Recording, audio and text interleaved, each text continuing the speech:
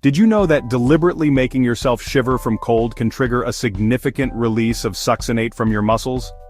This molecule then activates brown fat, which is a special type of fat that acts kind of like a metabolic furnace, burning calories to generate heat. This isn't just a random bodily reaction to feeling chilly, it is actually a profound biological process.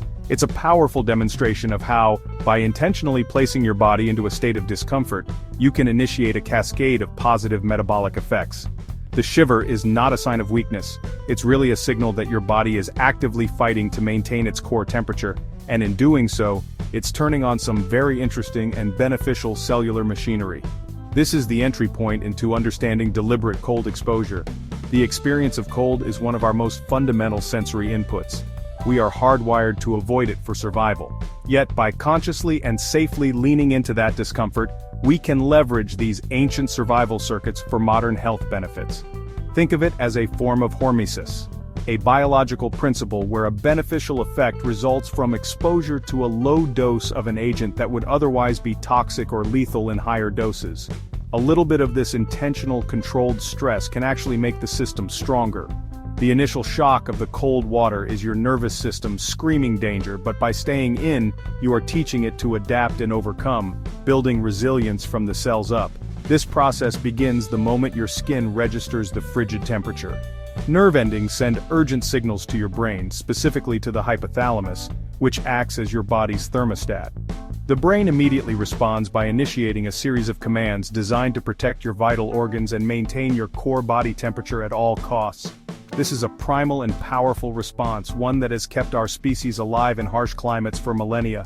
By stepping into an ice bath, you are essentially hijacking this survival mechanism and putting it to work for your own physiological and psychological enhancement. It's a dialogue between your conscious mind and your autonomic nervous system. Understanding this initial biological conversation is key to appreciating the full spectrum of effects. It's not simply about toughening up. It's about triggering specific pathways that influence everything from your metabolism to your mental state. The shivering itself is just the most visible part of a much larger, more complex series of events unfolding within your body. This controlled, voluntary exposure to cold is a tool, and like any tool, its effectiveness depends on understanding how it works. We are not just passively enduring the cold, we are actively engaging with our own biology to elicit a desired response, starting with that very first informative shiver.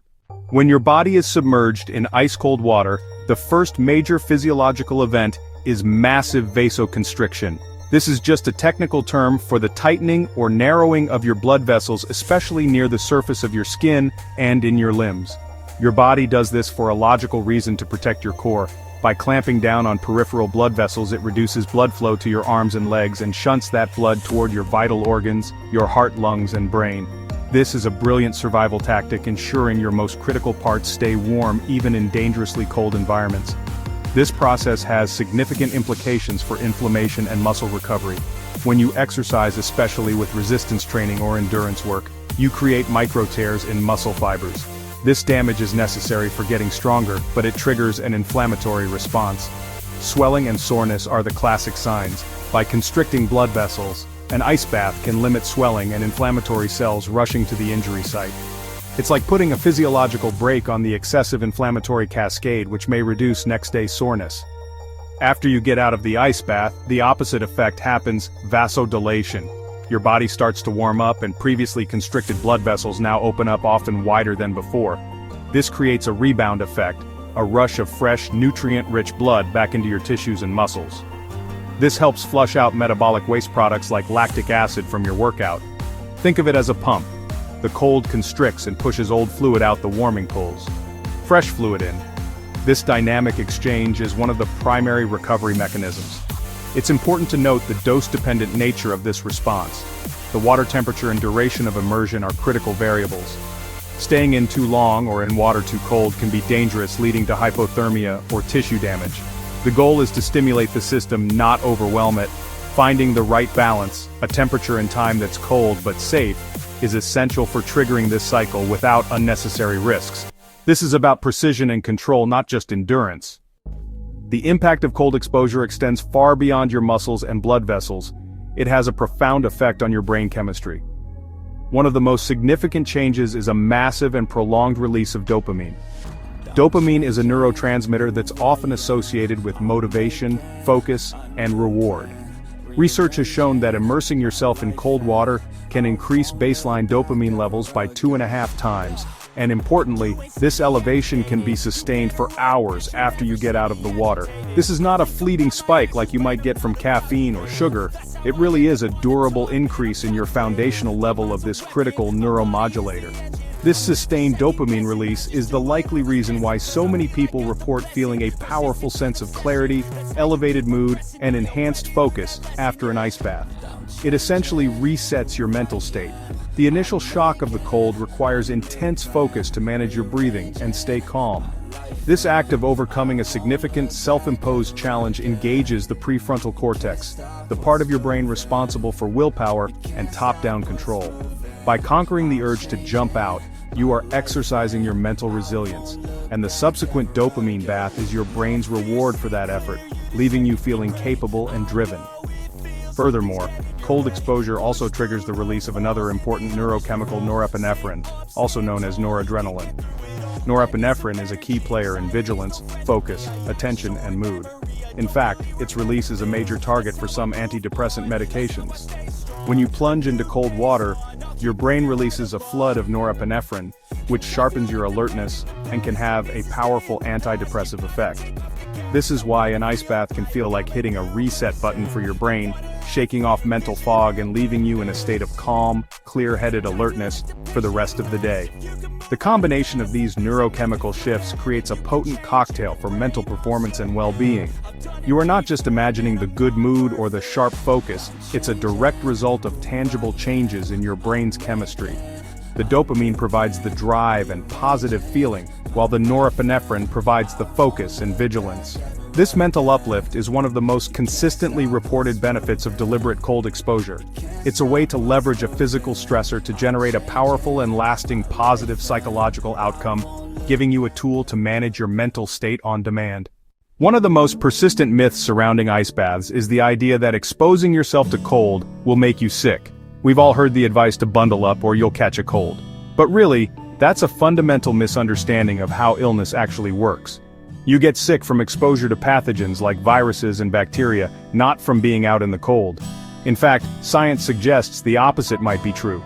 Deliberate cold exposure has been shown to stimulate the immune system, increasing both the number and activity of certain types of white blood cells, like lymphocytes and monocytes, which are crucial for fighting off infections. The cold stress acts as a challenge, making your immune system more robust and ready for action. Another common myth is that ice baths are a magic bullet for fat loss, like you can simply freeze your fat away. While it is true that cold exposure activates brown adipose tissue, or brown fat, which does burn calories to generate heat, the effect on overall weight loss is often overstated. The number of calories burned during a single ice bath session is actually pretty modest.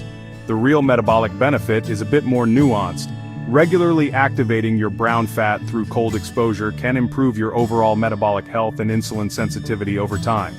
So, while it's a helpful tool for metabolic fitness, it's definitely not a substitute for a proper diet and regular exercise if your goal is significant fat loss. A third misconception relates to muscle growth or hypertrophy. There's this myth that ice baths are always good for recovery, no matter what your goal is. However, timing is everything here. The inflammatory response that an ice bath blunts is actually a critical signal for muscle adaptation and growth. If your main goal is to build muscle size and strength, taking an ice bath immediately after a resistance training workout can actually interfere with that process. The science suggests that by reducing that important post-workout inflammation, you may also be reducing the signal for your muscles to repair and grow stronger. It's best to separate your ice bath from your strength training session by at least 4 to 6 hours, or just do it on a different day. Finally, let's bust the myth that colder is always better. A lot of people believe they need to be in near-freezing water packed with ice to get any benefit, but that's not just false, it's dangerous. The science shows that the beneficial neurochemical and metabolic effects start to occur at temperatures around 60 degrees Fahrenheit, or 15 degrees Celsius, or even a little warmer. The key is to find a temperature that's uncomfortably cold enough to be a real challenge for you, prompting that adaptive response. Pushing to extreme cold just increases the risk of cold shock, hypothermia, and nerve damage, without necessarily increasing the benefits. The goal is a controlled, therapeutic stress, not a life-threatening ordeal. The rewards of deliberate cold exposure are actually pretty compelling and backed by a growing body of scientific research. The main benefits can be split into mental and physical domains. Mentally, the sustained release of dopamine and norepinephrine offers a powerful tool for enhancing mood, focus, and resilience. This can translate into improved productivity, a greater sense of well-being, and better stress management throughout the day. You're basically training your nervous system to handle adversity, which builds mental fortitude that goes way beyond just the ice bath itself. The practice teaches you to remain calm and in control, even when your body is in a state of alarm. Physically, the benefits center on metabolism and recovery. The activation of brown fat can improve metabolic health, and the vasoconstriction-vasodilation cycle can help manage inflammation and reduce muscle soreness, especially after endurance activities. This means athletes can recover faster between training sessions, potentially leading to better performance over time. Plus, the immune system challenge may lead to more robust defense against common pathogens. These physical adaptations highlight the body's remarkable ability to become stronger and more efficient when faced with controlled stress. It's a testament to our innate capacity for resilience. However, it's crucial to approach this with clear understanding of the risks. The most immediate danger is the cold shock response, an involuntary gasp for air as soon as you enter the water. This can be hazardous if your head goes under. This is quickly followed by rapid increase in heart rate and blood pressure, dangerous for folks with pre-existing cardiovascular conditions. Anyone with heart problems, high blood pressure, or conditions like Raynaud's phenomenon should definitely consult a doctor before considering an ice bath. The risks for these populations are significant and can outweigh any potential benefits. Beyond the initial shock, the main risk is hypothermia, a dangerous drop in core body temperature from staying in cold water too long. It's essential to listen to your body and start with short durations, maybe 30 seconds to 1 minute, then gradually increase the time as you adapt. Never push through violent, uncontrollable shivering. That's a clear sign your body is losing the battle to maintain core temperature. And never do cold exposure alone. Having someone nearby is a critical safety measure. The key to unlocking the rewards is to respect the risks and proceed with caution, knowledge, and intelligence. So let's really separate the established facts from the pervasive fiction here. It is a fact that deliberate cold exposure causes a massive release of dopamine and norepinephrine, which can durably elevate mood and focus for hours. It's also a fact that it triggers vasoconstriction, which can help manage inflammation and muscle soreness, especially for endurance athletes. Science confirms that cold exposure activates brown fat, which can improve metabolic health over time. These are tangible, measurable biological responses. You're not just imagining these effects. They are rooted in the fundamental principles of neuroscience and physiology, providing a powerful, non-pharmacological way to influence your mental and physical state. On the flip side, we really have to dismiss the fiction. It is a myth that getting cold will make you sick. In fact, it might actually strengthen your immune response. It is a myth that ice baths are some kind of shortcut to massive fat loss. They're a tool for metabolic health, not a replacement for diet. And critically, it's a myth that an ice bath is always the best recovery tool for every type of exercise.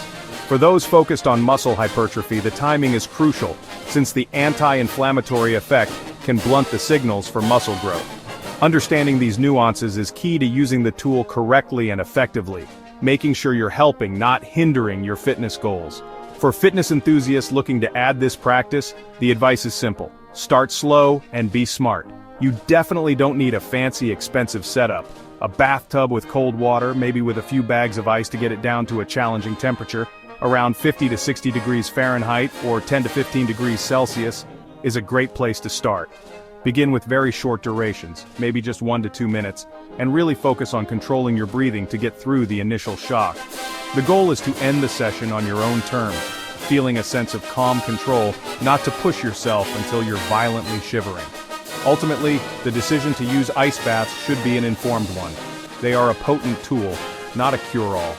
If your goal is to build mental resilience, improve mood and focus, and manage soreness from endurance training, the science strongly supports their use. But if your primary goal is building muscle mass, or you have any cardiovascular health concerns, you really have to proceed with caution and knowledge. Listen to the data, but also listen to your body. By leveraging the facts and discarding the myths, you can safely explore deliberate cold exposure and figure out if this powerful practice is the right tool for your own health and performance tool.